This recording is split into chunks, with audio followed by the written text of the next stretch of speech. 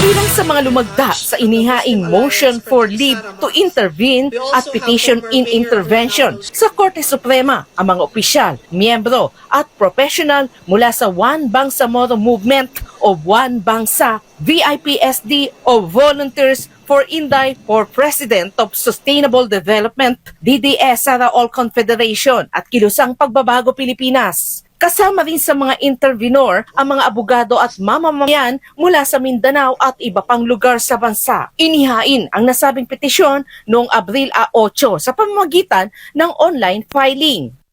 We, the intervenors in the Supreme Court case GR number E-05546 filed by Attorney Israelito Torion et al.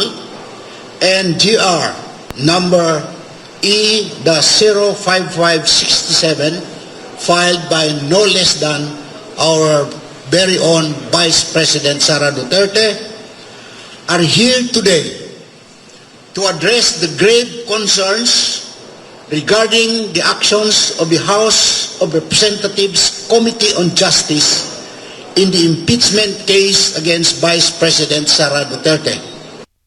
Iginit ng mga intervenor na bilang mga mamamayan at nagbabayad ng buwis, may direktang interes sila sa kaso, lalo na kung maapektuhan ang mga provision ng Constitution kaugnay ng impeachment.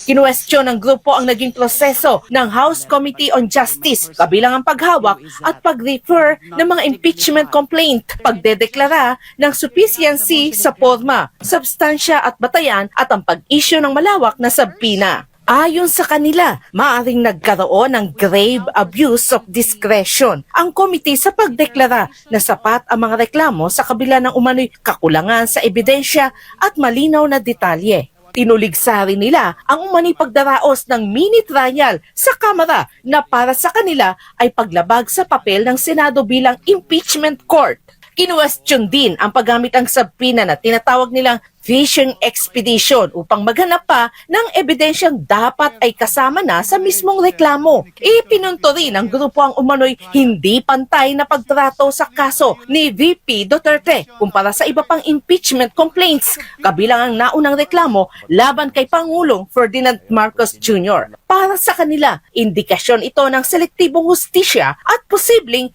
pampolitikang pag-uusig. Ang aming paniniwala, ito ay isang political harassment.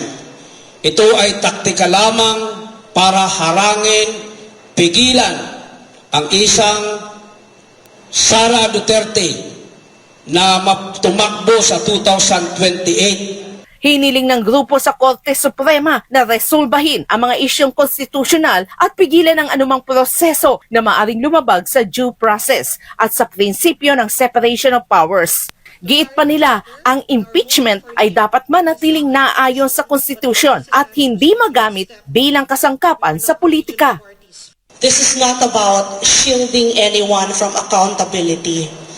This is about ensuring that accountability itself is exercised within the bounds of the Constitution.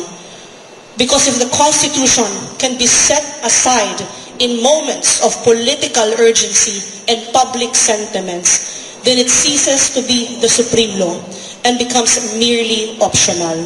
That is why we intervened. As a citizen also, I have a direct and substantial interest to intervene. Because pag pinabayaan po natin ito, imagine that wala tayong interest sa current proceedings na nangyayari. What will happen sa constitutional design na meron tayo? What will happen sa constitutional framework na inihain ng mga framers of the Constitution? Sa bagong inihaing petisyon ng grupo, may bago rin umano silang ebidensya na wala sa naunang petisyon na inihain ni na Attorney Israelito Torion at ni Vice President Sara Duterte. Kabilang dito ang mga subpoena na inilabas ng House Committee on Justice na ayon sa kanila ay hindi pa naisama sa naunang petisyon. The subpoenas issued by the House of Justice Committee were attached in the petition in intervention. So those were not present in the petitions for certiorari filed by Attorney Torion. Samantala, inaasa ng grupo na agad aksyonan ng Korte Suprema ang kanilang petition in intervention upang malinawan umano ang mga isyong konstitusyonal at matiyak na masusunod ang due process sa usapin ng impeachment laban kay Vice President Sara Duterte.